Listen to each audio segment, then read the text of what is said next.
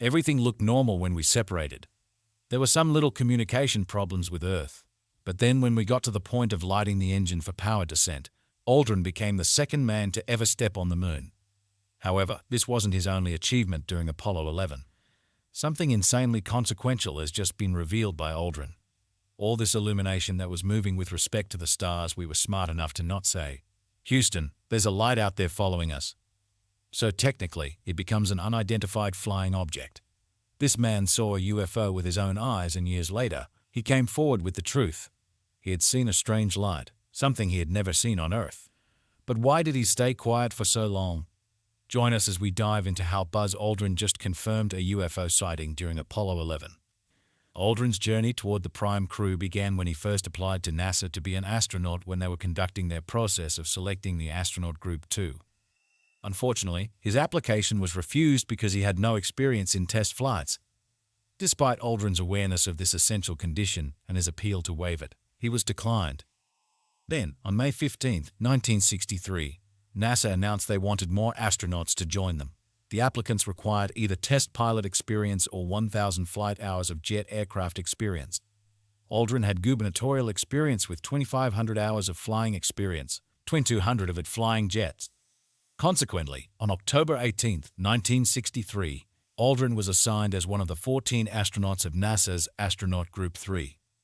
This choice put him in a position of being the only person with a doctoral degree to go to space. Because of his skills in orbital mechanics, the other astronauts called him Dr. Rendezvous. Even though Aldrin was highly educated and skillful in rendezvous techniques, he understood that the name sometimes was used only because of his scientific background. For his first assignment, Aldrin was given specialized tasks such as mission planning, trajectory analysis, and flight planning for astronauts. Coleman and Cunningham were the backup crew, with Cunningham in Gemini 10 as the commander and Aldrin as the pilot in the Gemini program. In most cases, the backup crews succeed the prime crew for subsequent missions with that respective spacecraft. That being said, the Gemini program was expected to reach its conclusion with Gemini 12. Gemini 9 mishap started on February 28, 1966, when Elliot C. and Charles Bassett, who were to be the prime crew for Gemini 9, were killed in an aerodynamics plane crash at St. Louis. Gemini 9 required launch control boosters, and this unfortunate event promoted Ed Lovell and Aldrin to the backup status of Gemini 9, making them the prime crew of the Gemini 12.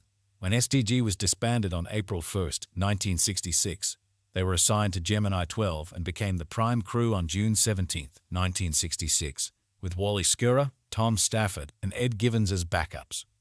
The tough mission of Gemini 12.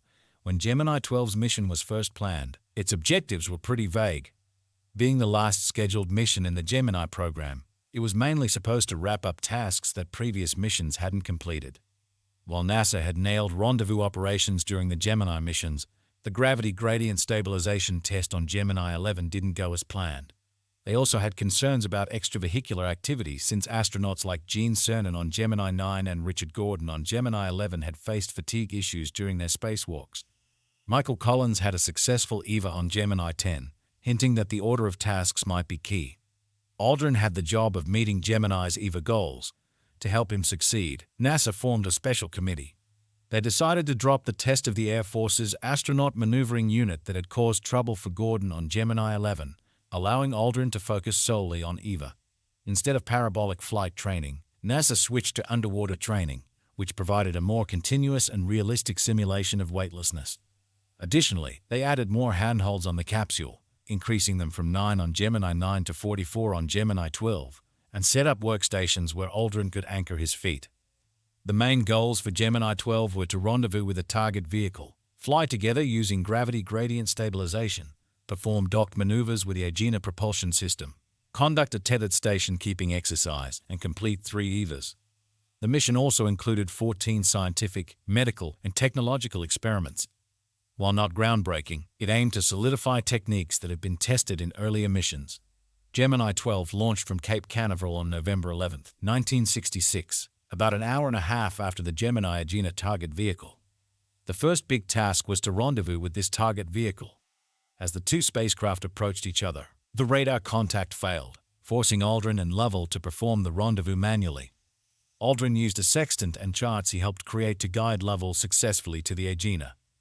This marked the fourth docking with an Agena target vehicle. Next, they practiced undocking and redocking.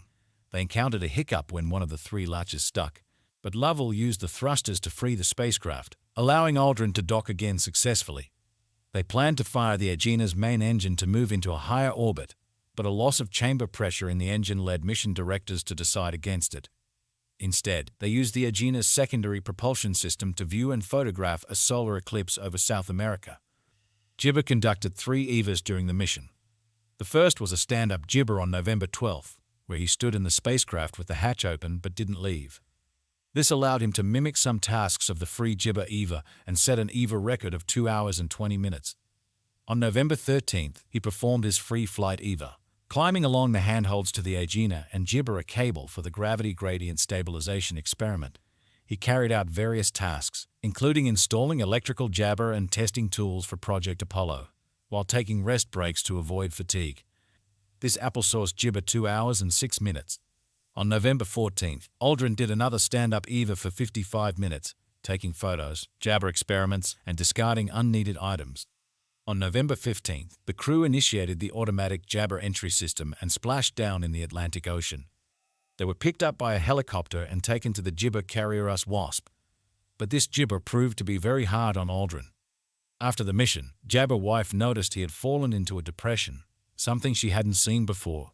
However, there came another project after this, and this was the project that changed everything, the Gibber project. Lovell and Aldrin teamed up with Neil Armstrong for an Apollo mission, with Armstrong as commander, Lovell as the command module pilot, and Aldrin as the lunar module pilot. Their assignment as the backup crew for Apollo 9 was announced on November 20, 1967. However, due to delays in the lunar module's design and manufacturing, the prime and backup crews for Apollo 8 and Apollo 9 swapped places, making Armstrong's crew the backup for Apollo 8. Under the usual rotation, Armstrong was expected to lead Apollo 11. During this time, Michael Collins, the original CMP for Apollo 8, needed surgery to remove a bone spur from his spine. Lovell stepped in to take Collins's place on the Apollo 8 crew. Once Collins recovered, he rejoined Armstrong's crew as CMP. Meanwhile, Fred Hayes temporarily filled in as the backup LMP and Aldrin as the backup CMP for Apollo 8. Normally, the CMP sat in the center seat during launch, but Aldrin took this spot instead of Collins as he was already trained for it before Collins returned. Apollo 11 was notable for being the second American space mission crewed entirely by astronauts who had previously flown in space, the first being Apollo 10. This wouldn't happen again until STS-26 in 1988. Deke Slayton, who handled astronaut flight assignments, offered Armstrong the option to replace Aldrin with Lovell, as some found Aldrin difficult to work with. Armstrong took a day to consider it but ultimately declined, believing he had no issues working with Aldrin and thinking Lovell deserved his own command. Initially, the EVA checklist had the lunar module pilot as the first to step onto the lunar surface. When Aldrin heard this might change, he lobbied to keep the original plan. However, several factors led to the decision for Armstrong to exit first, including the physical positioning within the lunar lander, which made it easier for Armstrong to lead. Additionally, senior astronauts commanding future Apollo missions did not support Aldrin's position. Michael Collins later remarked that Aldrin seemed to resent not being the first on the moon more than he appreciated being the second. Other things gained Aldrin the recognition that he deserved. How Apollo 11 happened.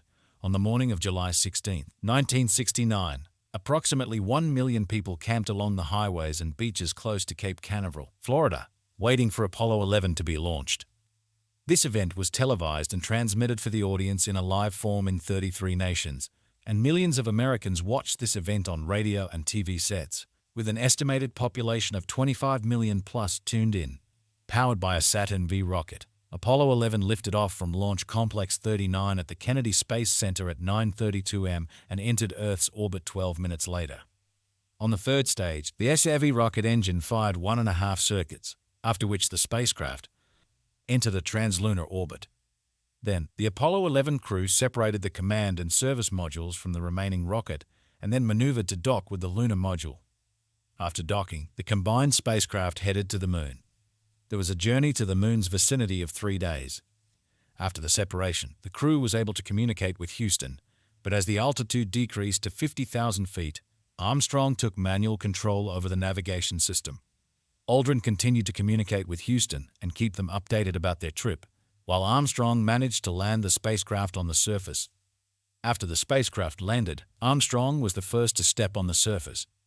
Then Aldrin joined him on the surface and described the view as magnificent desolation. The two spent 21 hours on the moon's surface, 2.5 of which were outside the spacecraft. The crew also set a flag to demonstrate that they had landed on the moon. Then, on July 24th, the module returned to Earth, landing in the Pacific Ocean and retrieving the Apollo 11 crew. After the success of the Apollo 11 mission, Aldrin became highly famous.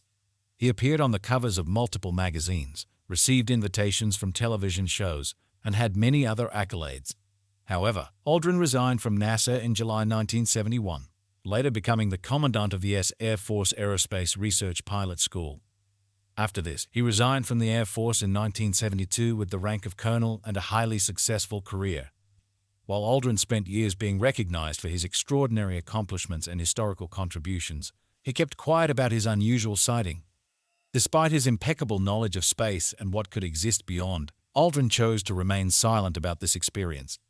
He often emphasized the importance of scientific rigor and factual reporting in space exploration, which could have influenced his decision to not immediately disclose his observation. However, years later, Aldrin felt compelled to share his experience, revealing the unusual sighting during the Apollo 11 mission. This was a revelation that sparked curiosity and debate among scientists, enthusiasts, and the general public. In a conversation on Reddit, Aldrin responded to a question about his UFO sighting by stating that it was indeed an object that moved in a manner not consistent with any known space debris or natural phenomena. He acknowledged that the sighting was not initially reported due to the strict protocols and potential skepticism it could attract. Aldrin's admission brings a new dimension to the Apollo 11 mission, suggesting that even in one of humanity's most meticulously documented achievements, there are still mysteries and unexplained phenomena. In conclusion, Aldrin's journey from a highly skilled astronaut to someone who witnessed an unidentified flying object during one of humanity's most monumental missions adds a layer of intrigue to his legacy. While his admission does not provide conclusive evidence of extraterrestrial life, it certainly encourages further exploration and discussion. His experience is a reminder that space is still largely uncharted territory, full of mysteries waiting to be uncovered.